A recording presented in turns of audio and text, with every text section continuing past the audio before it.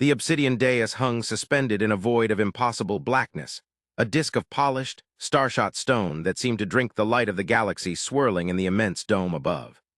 Upon this dais, bathed in the cold, ancient light of a billion suns, sat the consortium of concordant worlds.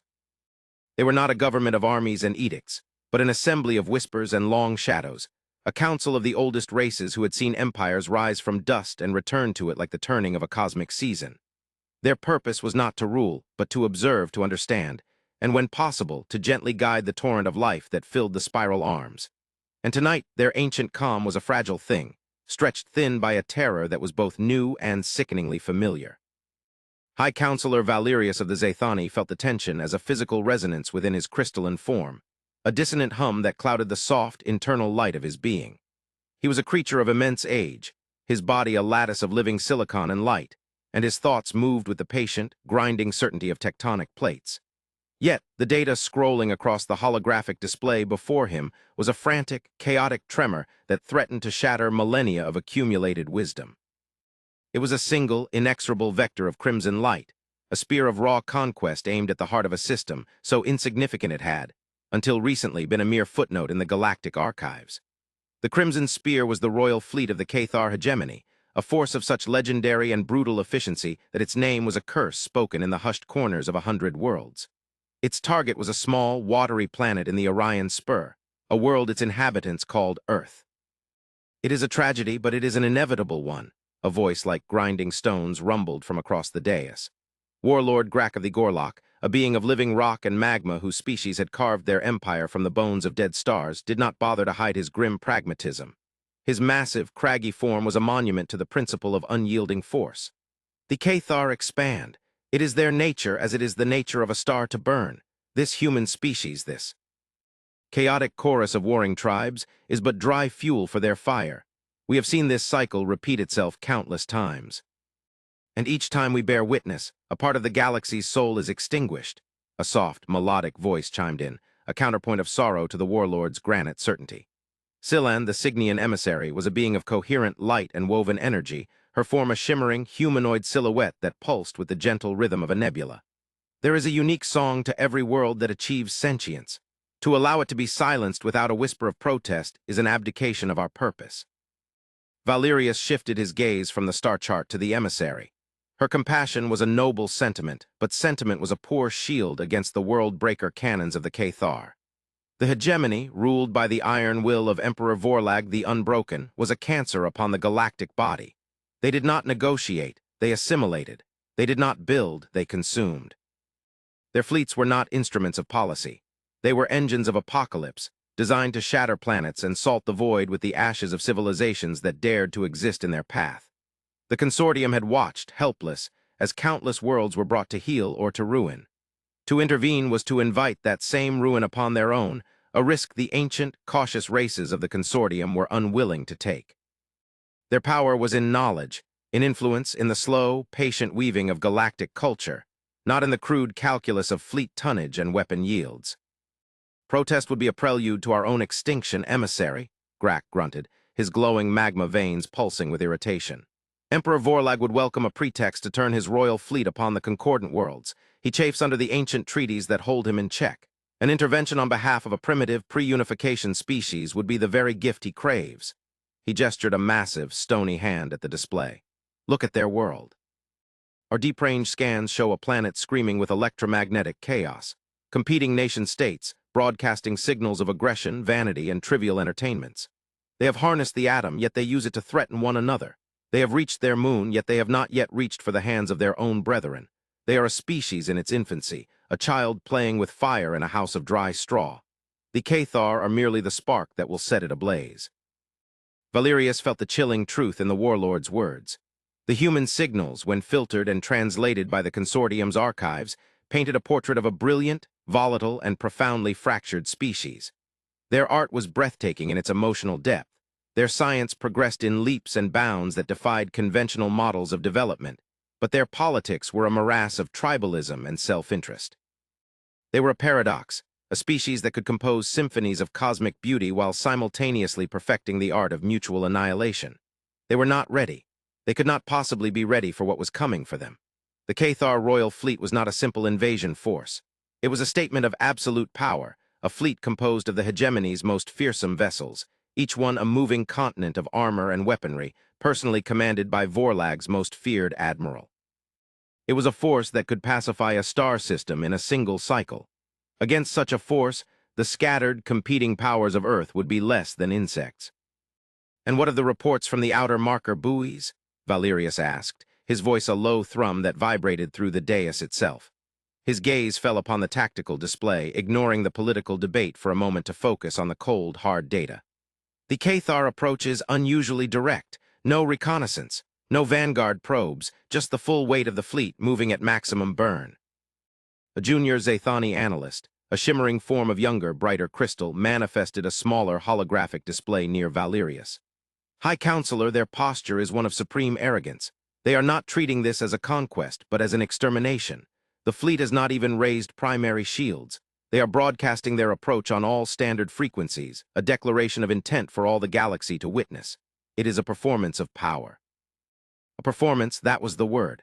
Vorlag was not just taking a world, he was sending a message to the entire galaxy, a message to the consortium.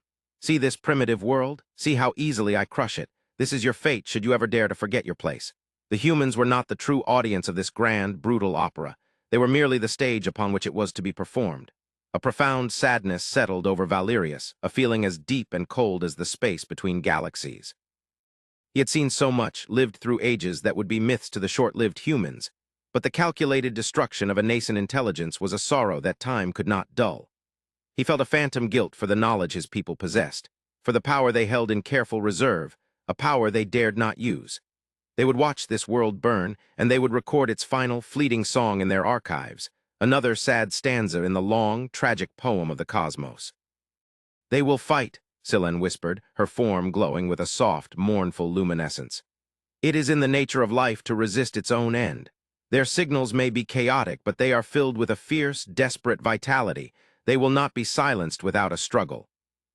"Their struggle will be a brief, pathetic scream," Grack retorted, his voice devoid of malice, filled only with the cold certainty of a physicist describing a foregone conclusion. "Their fission-based weapons will be as pebbles against the hull of a world breaker. Their kinetic projectiles will be swatted aside like insects. Their chemical rockets are museum pieces. The technological disparity is not a gap. It is a chasm, an ocean of impossible scale. The battle, if one can even call it that, will be over before the light of their resistance reaches the edge of their own system." The conversation fell into a heavy silence, the kind that fills a room when all arguments have been exhausted and only the grim reality remains. The three counselors watched the crimson icon of the Cathar fleet as it made its final, inexorable transit. It crossed the heliopause of the human system, a point of no return. There was no response from the blue planet, no panicked broadcasts, no desperate pleas for aid on the galactic channels. Just the continuing, chaotic symphony of their internal communications, seemingly oblivious to the godlike force that had come to unmake their world. It was an eerie, unsettling silence. A silence of ignorance, perhaps, or was it something else? Valerius felt a flicker of something, a thought too strange and illogical to entertain, and quickly dismissed it. It was pity, nothing more, a hope for a miracle where no miracle was possible.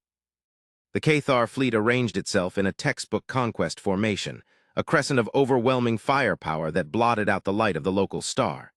Their energy signatures spiked, a prelude to the planetary bombardment that would crack the world open. The consortium's sensors, attenuated across light years of empty space, strained to capture the final moments of this world's history. Valerius braced his crystalline mind for the wave of psychic death cries, the echo of a billion souls crying out in terror, and then being silenced forever. He had felt it before, and the memory was a permanent scar upon his consciousness. And then it happened. It was not a flash of light, not a wave of energy, not the thunderous roar of a superweapon that the Council expected. It was the opposite.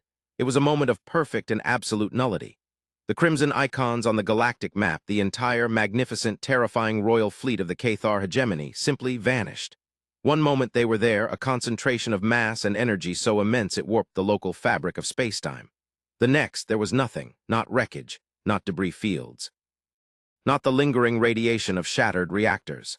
The space where the fleet had been was clean, as if wiped by an invisible hand. The overwhelming energy signatures of the Cathar vessels were gone, replaced by the faint, placid background radiation of the void. Silence descended upon the obsidian dais once more, but this was a new kind of silence. It was not the silence of resignation. It was the silence of utter, profound, and mind-shattering shock. Warlord Grak was frozen, his massive form rigid, the magma in his veins cooling to a dull, confused cherry red. Scylan's luminous form flickered violently, her usual serene grace replaced by a frantic, shimmering uncertainty. Valerius himself felt as though his own crystalline structure might crack under the strain of the paradox he had just witnessed. His mind, a repository of cosmic history, searched for a precedent, a parallel, a theory, and found nothing. Nothing at all. An entire fleet, one of the most powerful military forces in the known galaxy, had ceased to exist in an instant without a sound, without a trace. What was that? Grak's voice was a barely audible rasp, the sound of mountains crumbling to dust. A sensor malfunction, a system-wide ghost image. The Zathani analyst reappeared, its own internal light flickering with a speed that Valerius recognized as extreme agitation. Negative, Warlord. All sensors are functioning within optimal parameters. We have cross-referenced with the long-range arrays on 6 separate worlds. The data is consistent. The Cathar fleet is gone. The mass is no longer present in the system. The energy signatures are gone. The gravitational distortions, they have ceased. Ceased, Scylan's voice was a trembling whisper. Energy cannot be destroyed. Matter cannot be unmade. It can only be changed. Where did it go? That was the question that hung in the void, more vast and terrifying than the Cathar fleet had ever been. Where did it go? A weapon that destroys leaves rubble. A weapon that vaporizes leaves radiation. But this was something else. This was an act of cosmic editing, as if a line of reality had been simply erased from the page. Valerius stared at the small, blue-green marble on the map, now sitting alone and seemingly untouched in its quiet orbit. The chaotic chatter of its internal communications had not changed. It was as if nothing had happened at all, as if the greatest fleet in the galaxy was a phantom that had never been there in the first place. Then a new signal emanated from the third planet. It was not part of the chaotic noise they had monitored before. This was different. It was a single, coherent, impossibly clean carrier wave, broadcast with surgical precision directly towards the known coordinates of the consortium's capital world. It was not a language of sound or symbol. It was a language of pure mathematics, a sequence of prime numbers followed by the fundamental constants of the universe. The speed of light, the Planck constant, the gravitational constant. It was a universal greeting, a calm and methodical handshake across the void. And embedded within that mathematical greeting was a simple, terrifying, and unmistakable message, a request to open a diplomatic channel. The silence in the chamber was now one of holy terror. The primitives, the chaotic children playing with fire, were knocking on their door, and they had just turned the galaxy's most fearsome predator into a ghost story. The debate that followed was brief and filled with a tension that dwarfed the previous discussion. Grak, the pragmatist, was now the voice of extreme caution, arguing against opening a channel with a power that could so casually and completely erase a Cathar fleet. He spoke of unknown variables, of a potential threat that made the hegemony seem like a minor nuisance. Scylan, conversely, argued that they had no choice. A power like this did not need to ask for permission. The fact that they were asking, that they were using the formal, peaceful language of first contact was the single most important detail. It was a sign of intellect, of deliberation, not blind aggression. Valerius, feeling the weight of ages upon him, agreed with the emissary. To refuse communication would be an act of fear and ignorance, and whatever the humans were, they had earned more than that. They had earned their attention. They had earned their respect. The decision was made. The channel was opened. The obsidian dais reconfigured itself. The central part of the floor shimmered and resolved into a holographic projection pit. The air crackled with contained energy as a stable connection was forged across the interstellar gulf. Valerius felt a tremor of anticipation, a feeling he had not experienced in millennia. He did not know what to expect. A fearsome warrior in Baroque armor, a disembodied, godlike intelligence. A creature of monstrous form, born from the violent chaos they had observed. The figure that materialized in the holographic light was none of those things. It was a woman. She was small by galactic standards and fragile-looking, her form composed of soft tissues and clad in a simple, dark blue fabric. Her face was pale, her features symmetrical and expressive. Her dark hair was pulled back, and her eyes, a shade of deep brown, held a profound and unsettling calmness. There was no arrogance in her posture, no hint of triumph in her expression.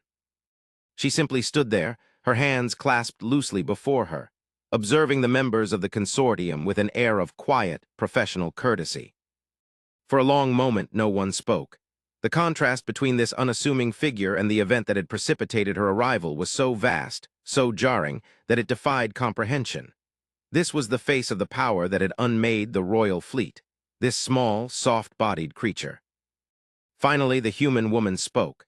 Her voice was calm, melodic, and translated into their respective languages by the consortium's own systems with flawless clarity. I am Ambassador Eva Rostova of the Unified Governance of Earth. I greet you in peace, members of the Consortium of Concordant Worlds. Valerius found his voice, the resonant thrum seeming to quaver for the first time in centuries. I am High Counselor Valerius. We acknowledge your greeting, Ambassador. You have our undivided attention. Warlord Grak could not contain himself. The paradox was too much for his direct, martial mind. The Cathar fleet, he boomed, his voice echoing in the vast chamber.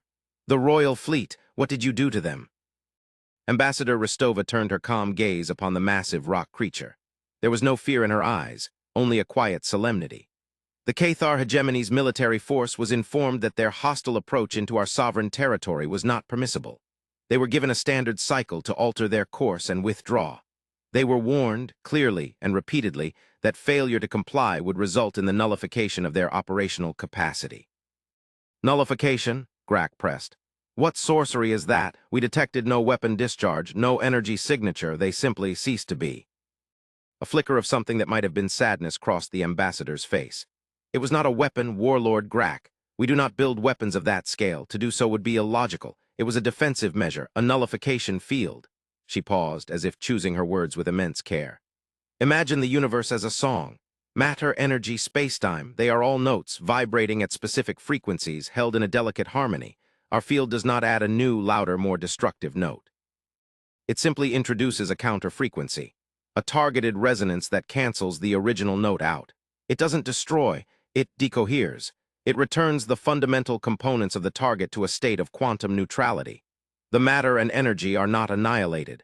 They are resolved back into the base substrate of the universe. The chamber was silent again.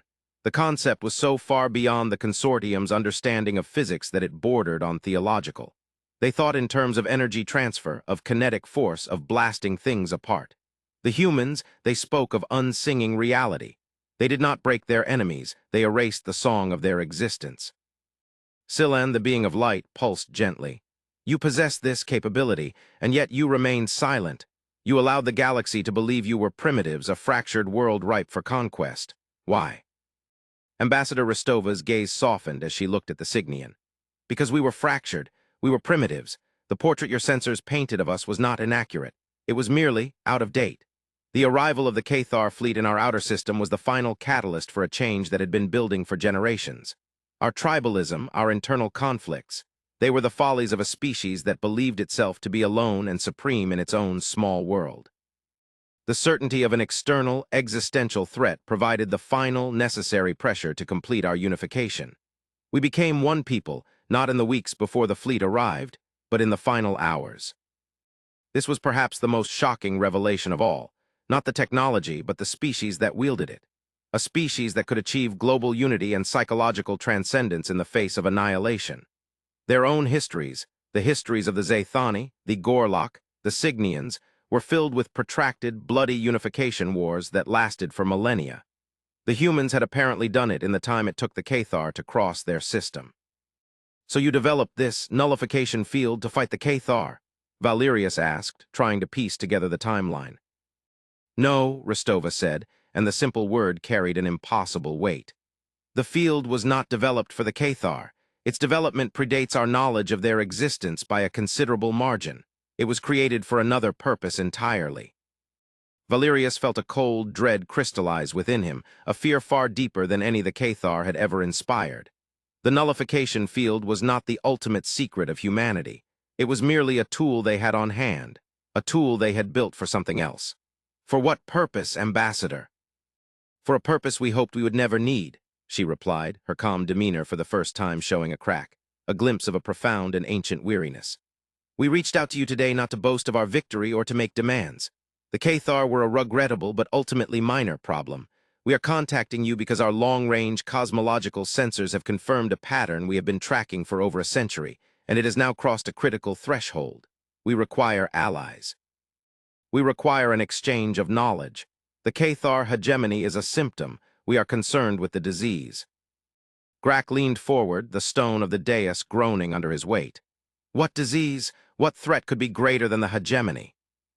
Ambassador Rostova raised her hand, and the holographic space around her shifted. The star chart of the galaxy, the one the consortium had been studying, dissolved. It was replaced by a far larger map, one that showed not just their galaxy but the local cluster. And beyond that, the supercluster. It was a map of breathtaking scale. Across this cosmic canvas, there were patches of darkness. Not the natural, empty voids between galaxies, but regions where the light of entire galactic clusters was smeared, and then absent. It was a creeping, amorphous shadow, spreading slowly, patiently across the universe. For more than 200 of our years, Rostova said, her voice now low and grave, our deepest cosmological probes have been monitoring what we call the Great Silence. It is not an entity. It is not an invading force. It is a phenomenon, a slow-moving wave of fundamental decay. In the regions it touches, physical laws appear to break down. Stars do not explode, they simply go out. Galaxies do not fly apart, they fade into nothingness. The very fabric of spacetime seems to lose its coherence, its information, its existence. It is not death. It is erasure. It is spreading, and according to our most reliable projections, it will reach the outer edges of our own supercluster in approximately 10,000 years. The members of the consortium stared at the map, their ancient minds struggling to process the scale of the revelation. Their political squabbles, their fears of the Cathar, their debates over primitive species, all of it seemed like the arguments of children in the shadow of a tidal wave. They had been so focused on the predators within their own small pond that they had never once thought to look up and see that the sky itself was falling. The nullification field, Valeria said, the pieces clicking into place with horrifying clarity. You weren't designing a weapon. You were trying to understand the silence, to replicate its effect on a small scale, perhaps to find a way to counteract it.